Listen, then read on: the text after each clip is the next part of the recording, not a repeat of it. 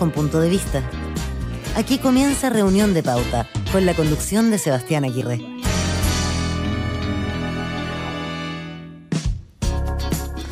¿Cómo están? Nuevamente nos encontramos aquí en Reunión de Pauta. Gracias por acompañarnos aquí en Radio Pauta, porque estamos comenzando esta edición de día miércoles 11 de mayo, aquí en la 100.5, si es que nos escuchas desde Santiago, en el 99.1 en Antofagasta, 96.7 para el borde costero de la Quinta Región, en Viña del Mar, en Valparaíso, y también en Temuco, 96.7, y en pauta.cl, por supuesto, también donde nos pueden mirar a través de nuestro streaming, también con video, nuestra transmisión online. Gracias por estar junto a nosotros a esta hora de la tarde, cerrando la jornada en nuestro espacio de conversación. En nuestros panelistas también conectados ya. Vamos a dar la bienvenida a nuestro panel, nuestro equipo de los miércoles, comandado por Magdalena Mervilá, historiadora y directora ejecutiva de Red Cultural. ¿Cómo está, Magdalena? ¿Qué tal? Muy bien, Sea, ¿cómo estás tú? Muy bien, gracias por acompañarnos. También está junto a nosotros Víctor Maldonado, ex subsecretario de la Presidencia de Desarrollo Regional. ¿Qué tal, Víctor?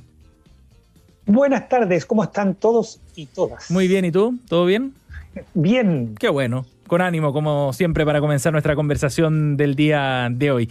Bueno, vamos a partir con la conversación de esta jornada. En unos minutos también ya se sumará Ricardo Solari a nuestro panel para sumar a nuestro tercer integrante de esta jornada. Y vamos a comenzar con nuestra pregunta breve para partir el día, para ir calentando motores con esta conversación sobre un anuncio que hizo la ministra de Desarrollo Social, Janet Vega, el día de hoy. Se reunió junto al presidente Gabriel Boric y representantes de la CONADI. Por primera vez se realizaba esta reunión ahí en el Palacio de la Moneda para poder abordar varios temas que están en la agenda prioritaria del gobierno en materia de relaciones con los pueblos originarios. Y en ese sentido, la ministra, ¿qué es lo que confirmaba? Que el gobierno va a duplicar para este año el presupuesto disponible para la compra de tierras destinadas para los pueblos originarios, pasando de este año de 15.000 a 35.000 millones de pesos. Y el próximo año se duplica ya hasta llegar a los 75.000 millones de pesos en los próximos años. Decía la ministra que esto no estaba condicionado, la compra de tierra y la devolución de tierras a algunas familias o comunidades, no estaba condicionado a nada en materia de seguridad, por ejemplo, de factores productivos, etcétera. Decía sencillamente que se estaba devolviendo las tierras que correspondían por parte del Estado. Bueno, lo que queremos conversar es sobre este tema y sobre cómo esta posibilidad de comprar algunas tierras, restituirlas también, pueda aportar en el camino de solución a la violencia en la macrozona sur. Víctor, ¿tú cómo ves esta vía que está explotando el gobierno? O sea, me parece una noticia muy positiva. Siempre poder cumplir promesas es bueno. El tema de la tierra es fundamental, pero lo que me parece extraño es como que hayan desaparecido los problemas y sea un asunto referido a la cantidad de recursos que uno pueda poner. Aquí hay muchos temas involucrados. De partida, la CONADI. Un organismo que necesita reestructuración, pedirle agilidad es como antitético. De partida, el conflicto político. Existen acuerdos en que esto se inserte. Después existe el tema del acuerdo con quién. ¿Quiénes ameritan para las tierras que se están adquiriendo? ¿De qué manera? Entonces es como un anuncio positivo, pero en un conjunto que todavía no se conoce. Y creo que debería hacerse un poco más prudente. Esto no es un asunto solo de la cantidad de recursos que se tiene, porque es como lanzar un peñasco al mar. El problema es inmenso. Los recursos se hacen poco. Cuando uno anuncia que va a comprar tierra, le ocurre algo a la tierra, que crece de precio. Entonces aumenta, digamos. Entonces es una buena intención. Sí. Pero vamos piano a piano, porque esto no puede pensarse que entonces ya encontramos el camino. Estamos ofreciendo una mano tendida, pero hasta ahí. Magdalena, ¿cómo ves tú este paso que se está anunciando el día de hoy? Estoy de acuerdo con lo que está planteando Víctor, que es como tirar una piedra, en el fondo bastante pesada, en el sentido de que, claro, poniendo lucas sobre la mesa, como que pareciera ser que todo se soluciona. Este es un camino que se venía haciendo hace rato, eso también es importante. Aquí hay una actitud permanente de un ninguneo a todas las políticas anteriores, incluso de gobiernos que podríamos decir centroizquierda que hayan existido también antes, o sea, ni siquiera es contra como la política del gobierno de Piñera. Esto se viene haciendo hace rato y los conflictos no han ido tampoco mejorando, porque también, de hecho, la ministra se hizo cargo de plantear que no iba a ser simplemente la compra de las tierras, sino que también darle las herramientas para que puedan trabajar, porque uno de los problemas que ha tenido la supuesta, en el fondo, restitución de tierras, y ahí hay dos variantes que es importante aclarar, ha sido que, claro, se les entregan las tierras, pero las tierras dejan de ser después productivas porque no tienen, en el fondo, el expertise para poder explotarlas, y por lo tanto el gran problema del mundo mapuche no es necesariamente la falta de tierra, sino que es la pobreza, que es un problema que de alguna manera se maquilla con entregarte las tierras, pero si las tierras no producen, la pobreza se mantiene igual. Entonces es un problema mucho más endémico que simplemente la restitución de tierra. Y lo otro que es complicado es lo que va de la mano con la convención, porque hoy día con el indigenismo desatado hay algunos que reclaman que las tierras ancestrales están incluso aquí en Santiago. Entonces el tema es súper complejo, mucho más que en el fondo ir aumentando, porque en el fondo, ¿qué es una tierra ancestral? ¿El que llegó primero? ¿Quién llegó primero? Aquí podríamos preguntarnos, porque en todas las partes hay varios temas que son muy, muy, muy, muy complejos, que no se solucionan simplemente con poner un montón de billetes sobre la mesa. También está junto a nosotros y se suma a nuestro panel Ricardo Solari, economista, exministro de Trabajo. ¿Cómo está, Ricardo? Bienvenido. Hola, ¿qué tal? Muy bien. Sí, gracias por acompañarnos. Bueno, Ricardo, aquí ya profundizamos en este tema, el primer tema para conversar hoy día, sobre este anuncio que ha hecho la ministra Janet Vega. ¿Cómo ves esta posibilidad de comprar tierras como un paso en el camino a la solución de la violencia en la macrozona sur en particular, Ricardo? Bueno, yo creo que la compra de tierra es parte de una solución muy integral al conflicto. Es una dimensión, yo diría, bien estratégica de la solución de hacinamientos y de localización forzosa para muchas comunidades. Yo creo que es una muy buena noticia por definición. Ajá. Pero yo no tengo ninguna duda de que no va a tener ningún efecto en el corto plazo en relación al problema de violencia que se está viviendo en la Araucanía. Eso corre por una cuerda que está en otro nivel. Yo creo que sin embargo, creo que el avanzar en una solución integral al conflicto, como es la compra de tierra, siendo una buena decisión, obliga también a ser certeros en las decisiones respecto de la gestión de la contingencia, y una parte de la contingencia hoy día se llama violencia cotidiana, y bueno, todos los días hay ejemplos que la ratifican, ¿no? Interesante punto, porque al final el tema, bueno, es tan complejo que evidentemente que un anuncio no va a generar un cambio tan profundo, ¿no? Y menos en el corto plazo, sobre todo cuando además hay una convención que está haciendo una serie de propuestas que van en una línea parecida. Ricardo Solari está junto a nosotros. Me que hay un tema de credibilidad de las instituciones también, algo así le alcancé a escuchar a Víctor, ¿no? Sí. Las instituciones tienen que ganarse el respeto de sus contrapartes, y la CONADI tiene que hacer ese camino, tiene que hacer ese recorrido, así que incluso como, digamos, distribuidora de tierras quiere ser una interlocutora válida y que vaya cerrando ciclos históricos, requiere recuperar un prestigio frente a los pueblos originarios y a las instituciones de la Araucanía en su conjunto. Sí. Magdalena, ¿querías agregar algo sobre ese punto? No, yo creo que efectivamente la CONADI deja bastante que desear, por lo tanto, primero habría que haber partido al revés, o sea, tener un organismo que sea capaz de efectivamente hacer la gestión, porque el problema las tierras se vienen entregando hace rato y el problema se ha ido, digamos, acrecentando cada vez más. Por lo tanto, si uno no tiene una institucionalidad que realmente sea capaz de ir avanzando, bueno, por más que le pongas plata, suena como dice Víctor, un anuncio, simplemente. Ajá. Es como un voladero de luces, nada más que eso. Víctor. Sí, no, lo otro que interesa mucho, fíjate acá, es que siempre me ha sorprendido que el enemigo público número uno en este relato siempre han sido las forestales. Sin embargo, las forestales han hecho los gestos de buena voluntad para participar de las instancias que permitan negociación. Uh-huh. Pero todo el mundo los mira más feo. Cada vez que tratan de acercarse, lo alejan. Yo tengo la impresión de que si uno quiere la paz, tiene que involucrar a todos los actores y no frenar su participación. Uh-huh. Y en este sentido, el tema es político, las negociaciones se hacen en mesas en que participan todos los actores, y si no, no va a funcionar. Entonces, esta es una buena iniciativa que llama y clama por los laterales. Ajá. Víctor Maldonado, Magdalena Mervilá y Ricardo Solari están aquí en Reunión de Pauta, aquí en Radio Pauta, para analizar los temas de esta semana. Vamos a nuestro tema principal. Es un asunto que ha generado algo de discusión y de debate. La consulta ciudadana a la que ha convocado la Subsecretaría de Relaciones Económicas Internacionales, la SUBREI, como una forma de delinear, estoy ocupando sus palabras, ¿no?, de la convocatoria, delinear la política de comercio exterior de Chile, y es una consulta que se va a realizar entre agosto y octubre del 2022. Eso es lo que se está preparando en este proceso participativo. La SUBREI está liderada por José Miguel Ahumada y lo que busca es recoger las opiniones tanto del mundo empresarial como de la sociedad civil para luego proyectar la agenda que comprometió el gobierno en materia de tratados de libre comercio y de relaciones económicas internacionales. Es un tema que ha abierto cierta discusión en conversación con Marcando Pauta, de hecho, aquí en Radio Pauta, Ignacio Walker, ex senador de la Democracia Cristiana y ex canciller, señalaba que esta idea de alguna manera respondía a ciertos prejuicios ideológicos. Esto fue lo que dijo.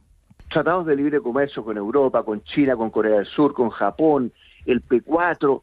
Chile ha sido un líder en esta materia. ¿Por qué? Y esto los auditores tienen que entenderlo. Porque somos un país pequeño al sur del mundo, con 18 millones de personas. Y tenemos todas las de ganar integrándonos a la economía internacional. Y esta ha sido una experiencia exitosa, ¿no? Los americanos, los estadounidenses tienen un dicho: if it ain't broken, don't fix it. O sea, si no está roto, no lo arregle.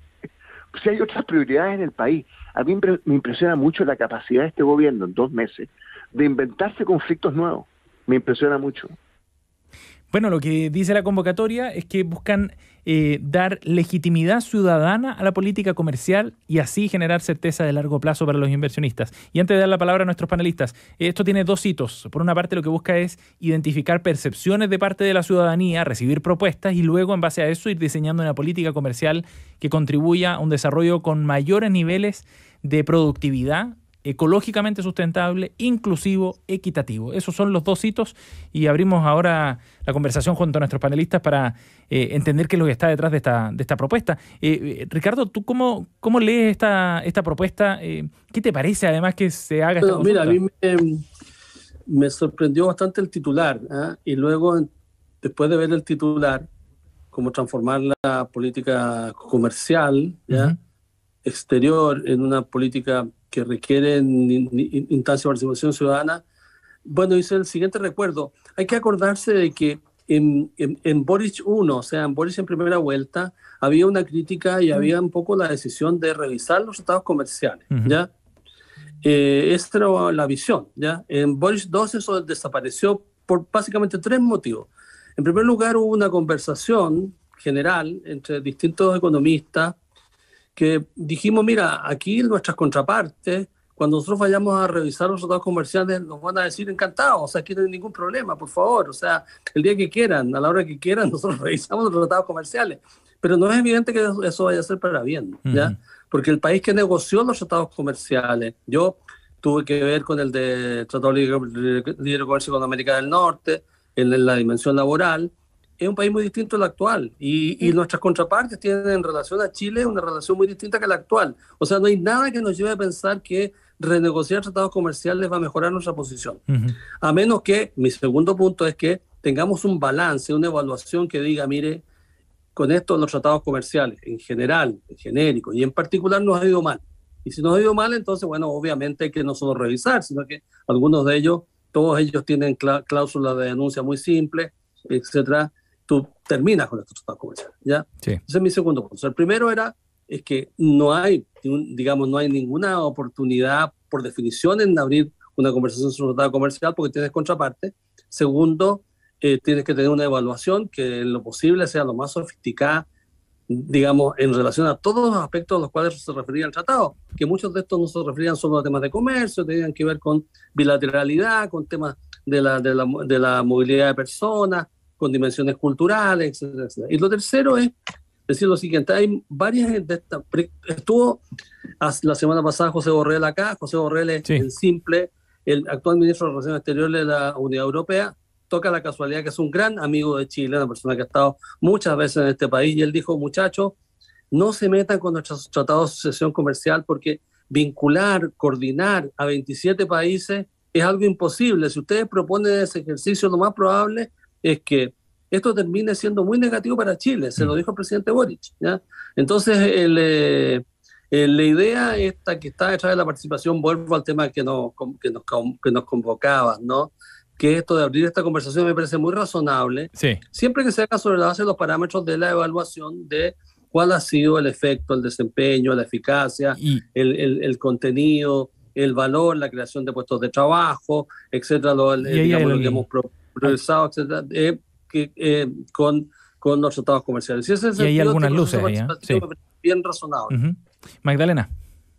Claro, a ver, yo en ese sentido de evaluar, si uno evalúa cómo han sido y sacarle un poco la foto a cada uno de los tratados y ver la parte positiva, me parece que perfecto, en tanto sean expertos lo que lo hagan, no me parece que sea la ciudadanía quien tenga que evaluar, porque son percepciones que no son necesariamente frente a los datos. Pero es súper interesante analizar lo que dijo el subsecretario cuando él dice redefinir, o sea, eso significa que no estaban definidos, una pregunta, legitimar, para él no estaban legitimados. O sea, el nivel de soberbia del punto de partida es total, porque ellos están refundando. Y aquí no se nos puede olvidar que hay dos cosas que cambiaron a Chile.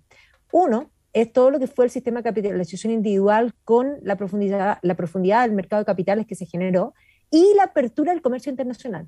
Y literalmente vemos que van por las dos cosas. Es decir, cuando nosotros recordamos al Boric de primera vuelta, y no solo el Boric de primera vuelta, hay que mirar el Boric estudiantil, cuando decía que estaba a la izquierda del Partido Comunista, efectivamente aquí se ve que lo que ellos van es para cambiar el modelo. No se nos puede olvidar la retroexcavadora. Esto es parte de la retroexcavadora, porque en realidad cuando uno mira esa idea de profundizar la democracia, es tratar de, en el fondo, buscar un apoyo popular para medidas que pueden ser malas para el país, pero que democráticamente las aceptaron. Entonces, vamos comprándonos las ideas totalitarias. Yo creo que por ahí va la cosa. Ajá. Ya vamos a entrar en esa estrategia política también.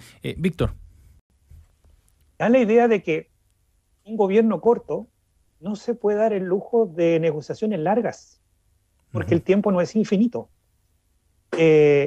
No tenemos en la práctica nada que ganar con la revisión de los tratados, ni de hacer ostentación pública de que estamos en ese proceso, porque eso ya nos complica. Da la idea de que en realidad el gobierno ha cambiado de opinión, como parece ser que cada ministro golpea visa. Si uno dice voy a Gualmapu para ver cómo me reciben de contento, no nos reciben tan contento, entonces uno empieza a aplicar la fuerza pública. Uno dice, bueno, saquemos la ley de amnistía, parece que no tenemos los votos, bueno, parece que no es tan bueno este proyecto. ¿Qué me dijo del que estaba preso? No, si en realidad no le puedo decir por qué está preso, no, si parece que es un delincuente común. Y en esto uno dice, bueno, parece que estábamos en contra de los tratados internacionales, parece que no están tan malos, porque mejor lo apoyo. Pero para buscar ese proceso, ¿por qué simplemente no informo que he cambiado de opinión y que me parecen buenos ahora que la política de Estado va a ser esta? Porque es más corto, es más sencillo, nos demoramos menos, porque tampoco hay una gran efervescencia social por cambiar los tratados comerciales. O sea, uno sí veía gente marchando por cambiar la Constitución, pero no hay ni un solo letrero por los tratados comerciales. Entonces, no creemos una convocatoria artificial para un problema que tengo yo para justificar mi cambio de posición. Hagámoslo breve, sencillo y gobernemos. Víctor, pero por ejemplo, para ir a un punto bien específico, ¿le falta legitimidad a esa política comercial?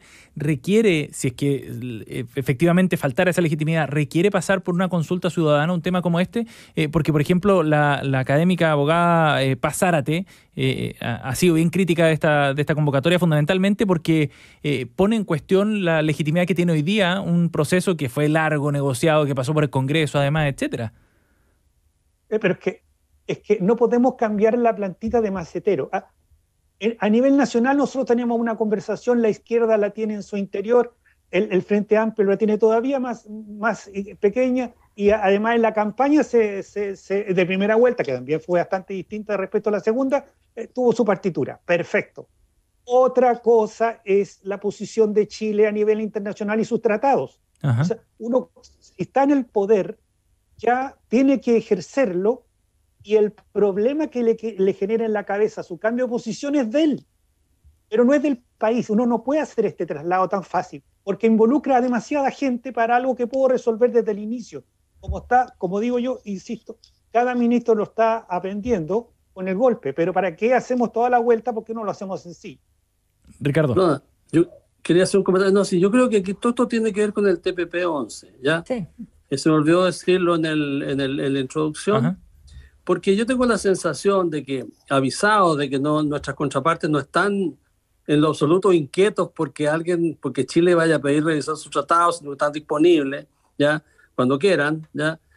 Segundo, que este es un proceso muy engorroso, muy largo, que requiere además reclutar muchísimo capital humano, o sea, esto no se hace fácil, ¿no?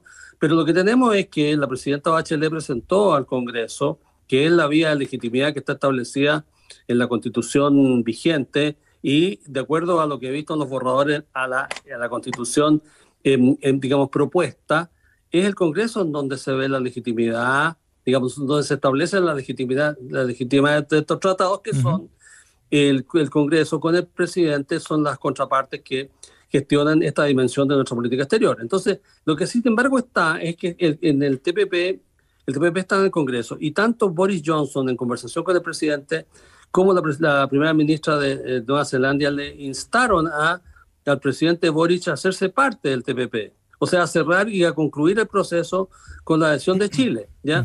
Y en el fondo, esta discusión que nos propone el subsecretario, que yo soy menos crítico y menos sospechoso que Magdalena respecto a su sentido, ¿ya? No lo veo tan negativo y además yo creo que yo lo leí traté de mirarlo con la mejor buena intención. Yo creo que él quiere hacer una consulta con stakeholders, o sea, con involucrados, con personas que de alguna manera tienen que ver con el comercio exterior, pymes, etcétera, centros de investigación, innovadores, etcétera, emprendedores, etcétera, con ese mundo, no es salir a la vía pública a preguntar, ¿no? Pero yo creo que la discusión es ¿cómo, perdona? Es para todos, o sea, van a abrirlo. No, sí, está bien, pero eso no es simplemente no es posible, ¿no? Materialmente, ni es tampoco. Eso es lo que estamos diciendo. Claro, no se puede hacer. Pero sin embargo, que tú quieras dar alguna respuesta respecto a lo del TPP y responderle a la primera ministra de Nueva Zelanda, que desde el punto de vista del imaginario del progresismo chileno es un ícono, ¿ya? Que ella está en el TPP, ya adentro del TPP, ¿ya? ¿Tú requerirías algún proceso sistemático con algunos stakeholders que pudieran dar opiniones validadas? Yo creo que eso es la verdad, ese debería ser el título de la canción. No es que vamos a revisar el Tratado de Asociación con Europa, que más bien si tú quieres decir que quiero revisarlo, es que quieres desecharlo porque no va a haber otro tratado. Magdalena. Claro, pero usa términos que ahí es donde uno entra en la sospecha, porque él, aparte de hablar de redefinir legitimidad, habla de modernizar la política comercial. O sea, nosotros con esto vamos a cambiar. O sea, viste que tiene ese espíritu como refundacional, es como esa actitud de que todo lo que hicieron antes estaba mal y que ellos son unos iluminados caídos del cielo y que lo van a hacer bien. Entonces, eso es lo que da la sospecha, ¿viste? Tienen esa actitud. Bueno. Y además agrega, por ejemplo, cuando dice... aquí agrega, dice que contribuye al desarrollo en niveles de productividad y le agrega el ecológicamente sustentable, la inclusión, la equidad, o sea, una serie de términos que aquí les faltaría decir paritario, en el fondo plurinacional y en fin, Magdalena, todos esos epítetos que propios de hoy día. Mira, para poner otro antecedente sobre la mesa, porque hace un rato la canciller Urrejola aclaraba un poco más este panorama sobre esta consulta, diciendo que era un insumo finalmente para el presidente y para la discusión que se tiene que dar en sede legislativa, porque decía que al final los tratados de libre comercio se legitiman en la discusión parlamentaria. El ministro de Hacienda, por otra parte, decía que ellos no habían sido informados de este tema. Yo estoy de acuerdo, es el Parlamento, y ahí es donde está el punto. Esta idea de ampliar la democracia finalmente mata la democracia. Nosotros tenemos una democracia representativa, nosotros estamos representados en el Parlamento, ahí está la gente que nos está representando, son ellos los que tienen que ratificar y nadie más. ¿Y tú qué interpretas en eso, en esa intención de ir incorporando a la ciudadanía? Porque esto lo podríamos llevar a otros temas, ¿no? Se ha intentado generar un espacio de participación nuevo, eso es novedoso en este gobierno.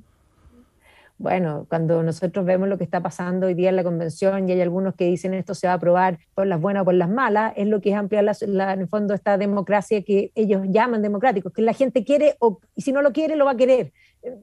¿De qué estamos hablando? Por eso, esto está llevado ahora a la cosa comercial que parece venial, pero entendamos que aquí hay una visión ideológica que está detrás hace mucho rato y eso es lo que yo estoy atenta a ver, y que se ve en las palabras que eligen, en las palabras que ocupan, en los términos que de alguna manera redefinen la realidad. Entonces, eso es lo que a mí me preocupa. A mí no me preocuparía que esto fuese simplemente preguntarle a la gente que exporta, pero cuando ya lo extienden a todo el mundo es para tratar de justificar actitudes que incluso van en contra de, es más, recordemos que esta gente hablaba de crecer. Víctor. Es que es el vocabulario que se emplea al inicio de cada vez que un ministro entra por primera vez a la cancha, hace una presentación que a los 6 meses no tiene nada que ver con lo que dijo originalmente. Cuando uno hace un proceso de consulta, se encuentra que algunos le dicen estoy de acuerdo, otros tienen reparo y otros están en contra. Y al final uno pregunta, bueno, pero ¿cuál es la decisión política? La decisión política que ya se está tomando en el Congreso es ratificada por el actual presidente o él lo quiere modificar. Si lo quiere modificar, es decisión presidencial hacer el inicio del proceso. Entonces, esta vuelta es una vuelta innecesaria. En un gobierno corto, uno va en la mitad del proceso y se aburre.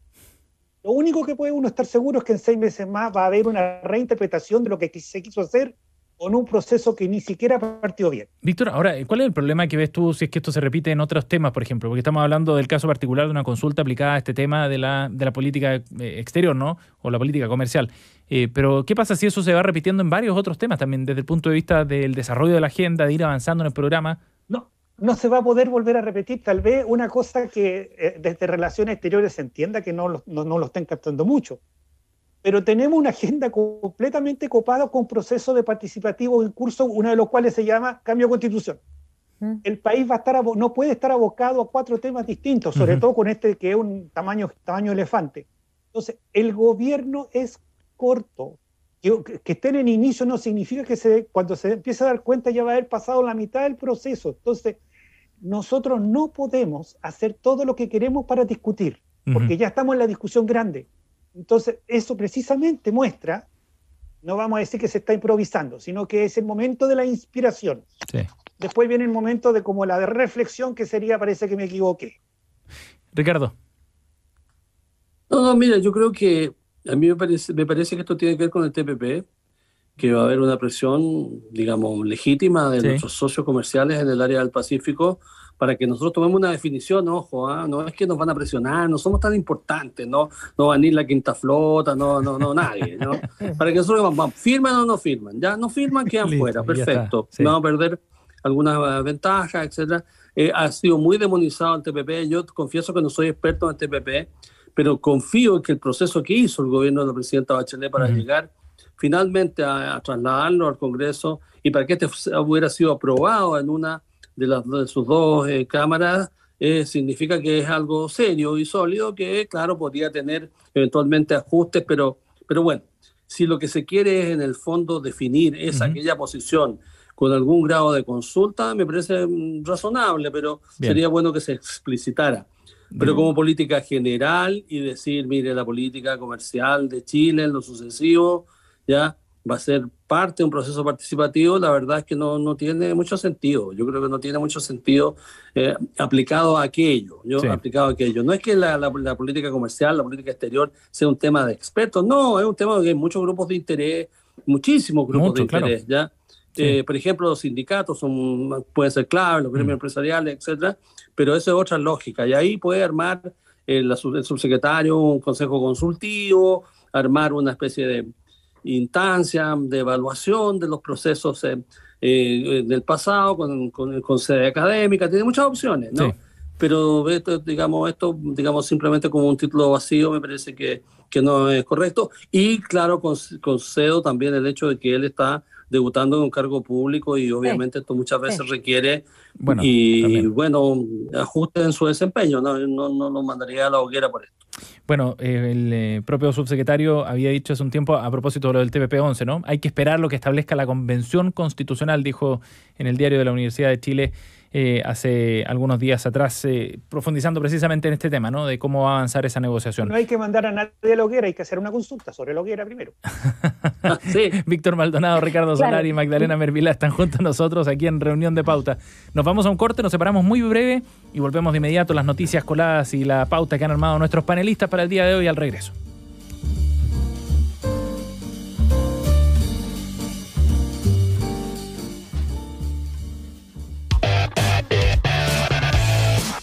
¿Qué tal? ¿Cómo están?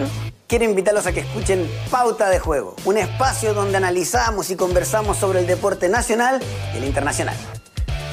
De lunes a viernes, desde las 12:30 horas, Coque Evia, José Luis Villanueva, Fernando Agustín Tapia y Francisca Vargas repasan y analizan todos los deportes en Pauta de Juego. Conversa con nosotros en redes sociales y profundiza la información en nuestro diario digital, pauta.cl.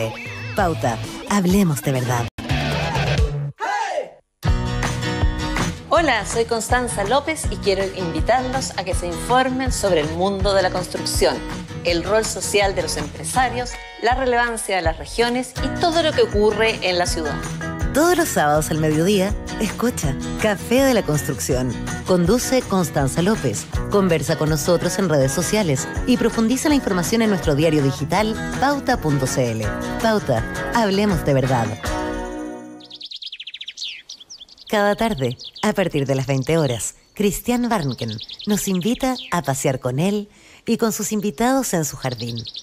Media hora de conversaciones y reflexiones. No dejes de escuchar los sonidos y palabras de Desde el Jardín. Pauta, hablemos de verdad.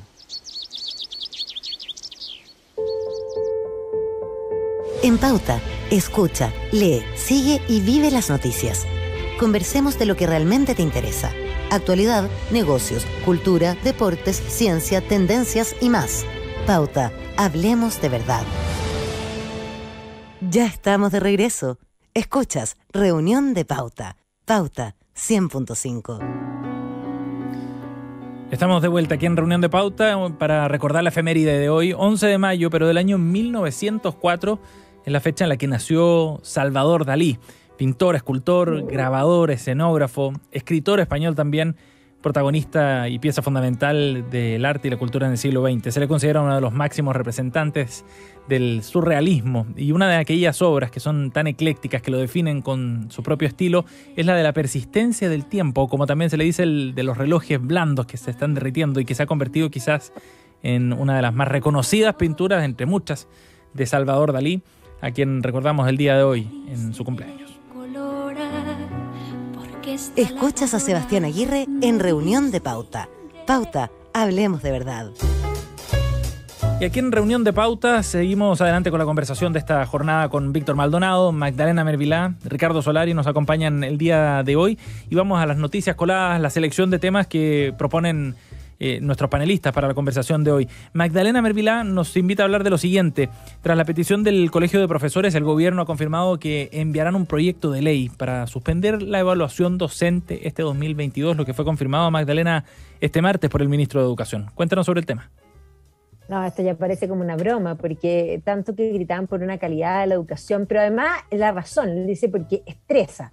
Y ahí viene la pregunta, tienen a los alumnos todo el rato llenos de pruebas y ellos no se estresan, pero los profesores se estresan, entonces no se les puede hacer evaluación, o sea, no se puede saber si saben lo que enseñan o no. Y el gran drama de nuestra educación es que los profesores generalistas, sobre todo de la educación básica, saben didáctica, saben pedagogía, saben evaluación, pero enseñan matemática y no saben matemática. Entonces, efectivamente, así nunca, jamás vamos a tener una buena educación. Sí, les encanta compararse con Finlandia, pero Finlandia la entendió al tiro, y la entendió hace mucho tiempo, y de los años 60 empezaron a hacer capacitación de profesores y de alguna manera a obligarlos a tener que subir la vara, y las cosechas de esa reforma de los años 60 la tenemos hoy día. Bueno, aquí hacen todo mal, todo al revés.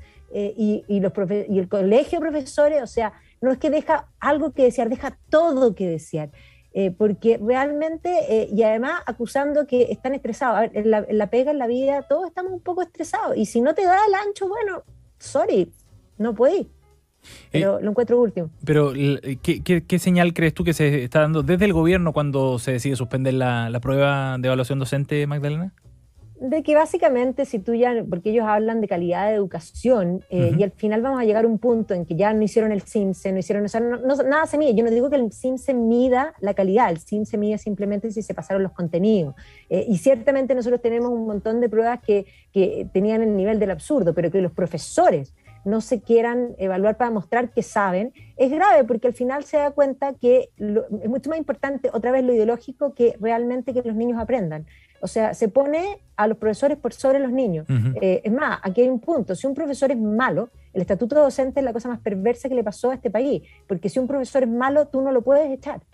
Y si un profesor es malo, debiera irse pero patitas en la calle primero antes que nada, porque no hay nada más criminal que no poder, en el fondo, enseñarle realmente, no hacer la pega de educador. Un buen educador se desvive por sus niños, y por lo tanto, si no es educador de verdad, y no es un maestro que se entrega profundamente a lo que hace, no debiera estar ahí.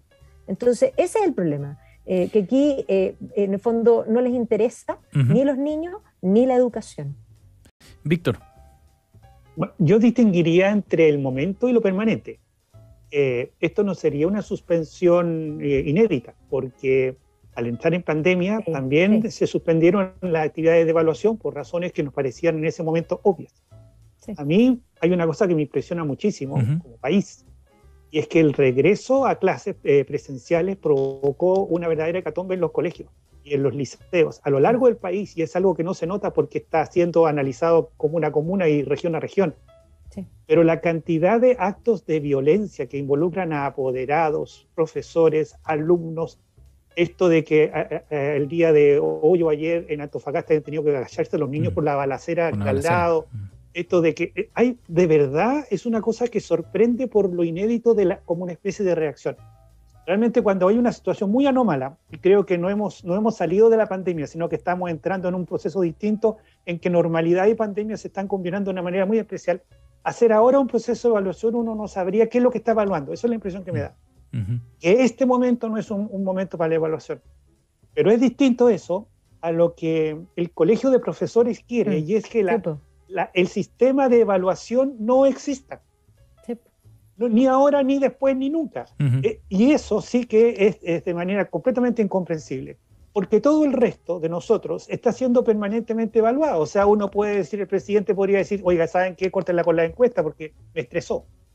Pero nadie lo entendería porque es una persona pública, porque está desarrollando un rol y porque es importante evaluar sociedad. Pero si para nosotros es importante la educación, es importante lo que hacen los profesores, y ser medido es algo que todos nosotros somos, y no veo por qué haya una excepción, porque es importante, al revés. Mientras más importante, más evaluación. Lo que habría que preguntar es si hay algún país que se ha desarrollado en el mundo en que no ponga especial énfasis en sus docentes y en que lo hagan bien. Y si no hay, entonces vámonos por ahí mejor. Ricardo. Sí, no tengo gran diferencia con lo que dijo Víctor. O sea, yo creo que son tres cosas. Uno, yo creo que todo país requiere que sus docentes sean evaluados con algún tipo de digamos, fórmula, parámetro, baremo sistemático. Ya eso me parece que lo haga comparable, que permita de alguna manera ver si están en condiciones de cumplir con los mínimos exigibles, mínimos estoy hablando, exigibles en un proceso educativo. Yo creo que eso me parece obvio. Y no sé por qué pienso que no creo que el ministro, que en principio no lo conozco al ministro, yo de verdad, no me cae nada de mal, ¿ya? Pero no veo por qué pensar que el ministro deba discrepar de esta afirmación. En segundo lugar, sí que veo que hay una presión del colegio de profesores por esto hace muchísimo tiempo. O sea, independientemente de cuál sea la fórmula de evaluación, un proceso de evaluación es exigible en todo momento del ciclo educativo para quienes lo forman, porque digamos, el ciclo educativo está lleno de momentos de evaluación. Entonces, para que los profesores sean evaluados me parece que está totalmente fuera de discusión. Y los profesores han tomado esto como un tema de fuerte compromiso sindical, ¿ya? Y para ello, no la actual directiva del colegio, sino la anterior y la anterior de la anterior han planteado esto como un tema muy estratégico. Y a mí me parece que eso no es una buena cosa. Ya no es una buena cosa porque no habla bien del compromiso que ese gremio debe plantearse frente a la comunidad. O sea, la disponibilidad de ser evaluado claro, uno puede probablemente emitir juicios sobre cuáles son las pruebas, cuáles son los estándares, etcétera, etcétera, pero la disponibilidad, la evaluación me parece que... Y lo último, decir, claro, también como decía Víctor, estamos en una coyuntura bien compleja. No sé qué va a pasar este año con la comunidad escolar. Él hablaba, Víctor, de balaceras en Antofagasta, hoy día fueron en Iquique, ¿ya? Te cuento, ¿ya? En un colegio. y fue por amenazas a muerte a la directora. Entonces hay un ambiente muy complejo digamos, en el ambiente escolar que habría que estabilizar para poner en marcha un proceso de evaluación que tenga algún resultado que pueda ser valioso desde el punto de vista del mediano o largo plazo. Cierto. Bien, la noticia colada de Magdalena Mervilá para esta edición de Reunión de Pauta. Vamos a la siguiente. Ricardo Solari nos invita a hablar del anuncio que se conoce hace muy poco sobre el proceso de venta del proyecto minero portuario Dominga, que ustedes sabrán ha sido bien controvertido. Bueno, los dueños de las familias Delano y Garcés, la empresa Andes Iron, ya están planeando la venta a un consorcio chino. Ricardo, cuéntanos. No, mira, yo quedé muy sorprendido. Bueno, el caso Dominga es un caso antiquísimo, ya lleva como 10 años en disputa, etcétera. Y yo lo veía en su momento último muy judicializado después de las decisiones de los consejos de ministros, etcétera. Había mucha expectativa respecto a lo que el Boric mismo iba a decir. Él tiene palabra bastante empeñada en relación a esta misma materia. Y la siguiente deriva fue la venta del proyecto a unos señores chinos, ¿ya? Entonces yo quedé un poco como, digamos, medio, digamos, quedé muy confundido porque dije, bueno, o aquí hay un proyecto que tiene su validez y sus validaciones ambientales y judiciales todas perfectas, ¿ya? Pero antes de que eso se resuelva, ¿cómo esta cosa se vende? No sé, no entendí muy bien, ¿ya? Eso claro, fue lo que me motivó a poner este tema en discusión el día en la tarde, ¿no? ¿Cómo venderlo con ese nivel de incertidumbre? Y además $1.500 millones, ojo, que no es poco, ¿eh? Mucha plata. Por lo menos para mí, ¿ya? Bueno, claro, para los chinos puede no parecer mucho en todo caso. Uno pierde las proporciones de repente con los... Oye, perdón, y tampoco los chinos son el estandarte de Greenpeace, seamos claros, ¿verdad? No, pues. Claramente, y por ahí va el punto. Víctor. Bueno, me sorprendieron dos cosas. Uno es que Dominga no es solamente un negocio, es un problema.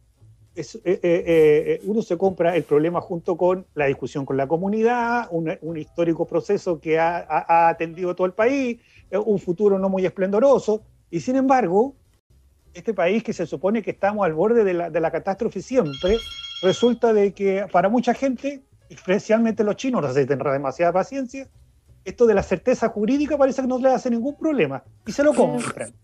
Así es que si los chinos se lo compran, parece que nosotros no debemos ser la imagen del caos internacional. Entonces yo creo que sí, me extrañó eso, sí. ¿Por qué lo habrán comprado? ¿Cuál es la idea de comprarlo? No quede claro. Magdalena. Bueno, los chinos, ahí hay un tema, porque tienes toda la razón, Víctor, que Dominga es un problema, pero ahí está el punto. ¿Cómo resuelven los problemas los chinos? ¿Cómo resolvemos los problemas nosotros?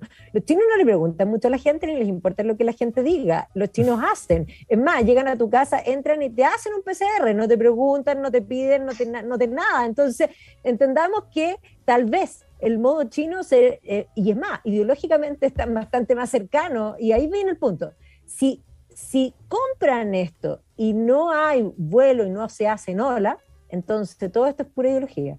Si se hacen ola y los chinos resuelven, bueno, ahí vamos a tener un tema, porque tiene toda la razón Ricardo, de ecologistas no son nada, pues. O sea, si hay alguien que es poco ecológico son los chinos, y si hay alguien poco democrático también son los chinos. Sí. Pero si son muchos, son chinos también. Oye, también, Magdalena, pero en ese sentido, ¿tú lo ves como un riesgo? El que se llegara a concretar la venta, por ejemplo, o que fuera creciendo. O sea, digamos. A ver, yo creo que para los que tenían el proyecto es una solución, porque la verdad es que sí, claro. Hay un cacho tremendo fue este proyecto. Ahora, pasárselo a los chinos resolverán, y insisto, los chinos van a resolver como resuelven las cosas ellos. Y precisamente no son ni ecológicos, ni democráticos, y es más, hacen simplemente. Y aquí, bueno, y tienen muchas lucas, o sea, la combinación perfecta para que podríamos decir incluso casi corrupción pueda resolverse este problema con cacho. Ahora, a mí me preocupa que lo compren los chinos, porque a mí me preocupa que los chinos se estén comprando el mundo. Ajá. Sí, por ahí va el foco también, ¿no? De cómo comprar este proyecto en este contexto y con esa cantidad de plata. Bueno, parece una movida por lo menos arriesgada. Bien, la noticia colada que nos traía Ricardo Solari para hoy día. Vamos a la última. Víctor Maldonado nos invita a hablar de una norma aprobada en la Convención Constitucional. En particular fue en la Comisión de Derechos Fundamentales, Víctor, ¿no? Sobre esta norma transitoria para levantar el embargo de la Comisión Balet. Cuéntanos sobre esto, Víctor. Bueno, esto fue además una votación muy peleada, no fue en la comisión, No es una decisión, por lo tanto, aún de la convención, pero ha sido bien resistente y perceptiva. O sea, persistente, digamos. Incluso en televisión anoche se podía ver a una convencional diciendo en la nueva constitución los secretismos no existirán. Entonces, pero hay que decir una cosa. Yo entiendo perfectamente una constitución que prepara el país para entender y avanzar hacia el futuro. Pero no le asigno la misma capacidad para interpretar el pasado y decirnos qué sucedió en Chile en momentos que ni siquiera conocen. Eso sí que no, porque lo que tenemos en la Comisión Valles es un enorme esfuerzo de dignidad personal y de capacidad del Estado por escuchar víctimas. Y las condiciones en las que esas personas hablaron fue en condición de confidencialidad. Porque hay que entender que la tortura es algo que puede acompañar a la gente por toda su vida. Sí, claro. Y el momento en que cuenta una mujer lo que le pasó, un hombre lo que pasó en tortura ante sus hijos y sus nietos, es una decisión que puede tomar ella o él con su familia. Y no tienen que enterarse por los diarios de lo que ocurrió. Eso no es así, no se hace así. No. Este esfuerzo fue de enorme dignidad personal, de respeto único. Y por lo tanto, aquí, si alguien quiere levantar un secreto de testimonio, será él. No es que tenga que decir, no quiero que, o sea, quiero que se levante. No. Aquí es, respetemos a la gente, entendamos la historia y después conversamos. Ricardo. Sí, yo la verdad es que vi no sé en qué, no sé bien, Víctor, en qué etapa estamos ahora en esto, pero vi la presentación que le hizo Roberto Celedón, entiendo. La vi como físicamente haciendo el discurso. Ya, no sé si fue aprobado o no fue aprobado, ya, pero claramente me quedo con lo que María Luisa Sepúlveda ha dicho en tantas oportunidades, que era la vicepresidenta de la comisión y que fue muy clave en este trabajo, que era una asistente social de la Secretaría de Solidaridad, que ella siempre ha defendido como una cuestión muy esencial la continuidad del secreto. Y yo me parece que eso es lo que corresponde, que fue lo que se digamos, se comprometió al momento que esta comisión se constituyó en su oportunidad. Magdalena. Bueno, y otra vez, yo aquí no voy a entrar en los detalles de lo que estamos, en el fondo, de lo que se discutió en sí, sino que voy a hablar de como el concepto. Y el concepto es, otra vez, es refundar, replantear y reescribir toda la historia, y básicamente tiene razón Víctor, o sea, el secreto es algo que es fundamental y que es parte del proceso, pero ellos quieren, otra vez, hacer todo democrático, hacer todo transparente, hacer todo, en el fondo, que parezca eso, pero en realidad lo que quieren hacer es reescribir incluso el pasado, y no necesariamente con el pasado, ojo, se interpreta desde el presente. ¿Pero a qué te refieres, Magdalena, en este caso en particular? Aquellos en el fondo tienen una visión de la historia que es la única que puede ser aceptada. Ellos son absolutamente, digamos, tienen esa posición como de neo-inquisición, y no de buscar realmente la verdad, sino que se plasme lo que ellos tienen establecido. Y eso es muy complejo, porque la historia se suele revisar muchas veces, y en los procesos dolorosos, creo que los secretos, así como por ejemplo, voy a hablar de una cosa comparable, pero que es distinto, pero es como que en el fondo pensemos en este libro El hombre que sabía demasiado, que es este cura que el asesino le cuenta su crimen, y el cura no puede contar porque tiene secreto de confesión, y al final que termina preso al cura.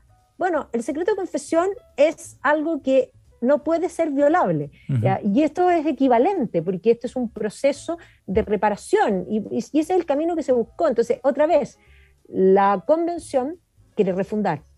La convención considera que todo lo que se hizo antes estaba mal, y por lo tanto también hay que votar incluso procesos que fueron muy legítimos, muy válidos y tremendamente complejos y inmensamente dolorosos para muchos, pero no, ellos no respetan eso, porque lo que ellos van a plantear, por eso digo que es el principio, es lo mismo que hemos hablado todo el tiempo, ellos todos lo quieren hacer nuevo, y eso es complejo, soberbio.